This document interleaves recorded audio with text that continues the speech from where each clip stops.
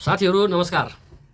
मध्यपूर्वको युद्ध चाहिँ अझै खतरनाक मोड लिँदैछ। यसले धेरै कुराहरू अहिले बाहिर आइरहेछन्।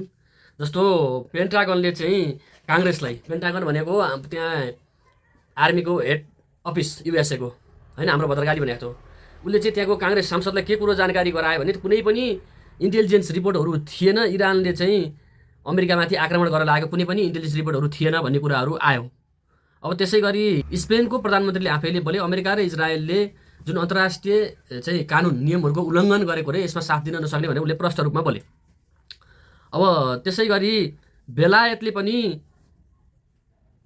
यसमा मात्रै डिफेन्सको लागि आफ्नो बेसहरू चाहिँ मात्र डिफेन्सको लागि चाहिँ प्रयोग गर्न दिने र यसमा चाहिँ स्ट्राइकमा आक्रमणमा आफू सहभागी नहुने भनेर प्रष्ट रूपमा भन्यो। त्यसै गरी क्यानाडाबाट पनि क्यानाडा चाहिँ यो भनौँ न कूटनीति र शान्तिपूर्ण तरिकाले चाहिँ यसको छलफल हल निकाल्नुपर्छ, त्यसमा विश्वास गर्छ भन्ने तरिकाका कुराहरू आउन थाले। अब यो सबैभन्दा अचम्मको कुरो के आयो भने जुन साउदीको तेल रिफाइनरीमा इरानले आक्रमण गर्यो भनेर मिडियाहरूमा आयो, इरानले यो कुरालाई अस्वीकार गर्यो र एउटा प्राइम पोस्ट भन्ने एउटा मिडियामा चाहिँ के आयो भने त्यो आक्रमण इरानले नगरिकन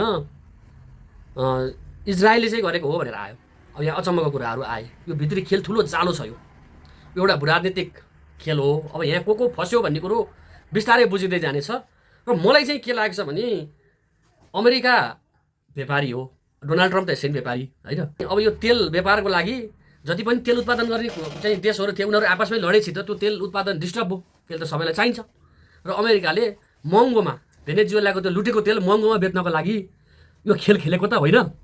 अब यस्तो अवस्थामा धेरै नै प्रोपोगान्डाहरू फैलाउने काम पनि गर्छन् मिडियाहरूले होइन, त्यसलाई मनोवैज्ञानिक युद्धको रूपमा।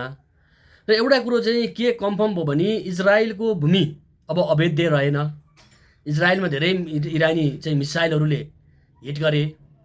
र दोस्रो कुरो अमेरिका अब 32वटा देशलाई लिएर कुनै पनि ठाउँमा गएर आफ्नो दादागिरी चलाउन चाहिँ अब अमेरिकाले नपाउने भयो। यो पटक इरानले नराम्रोसँग अमेरिकाको मुखमै मुद्दियो भने पनि हुन्छ।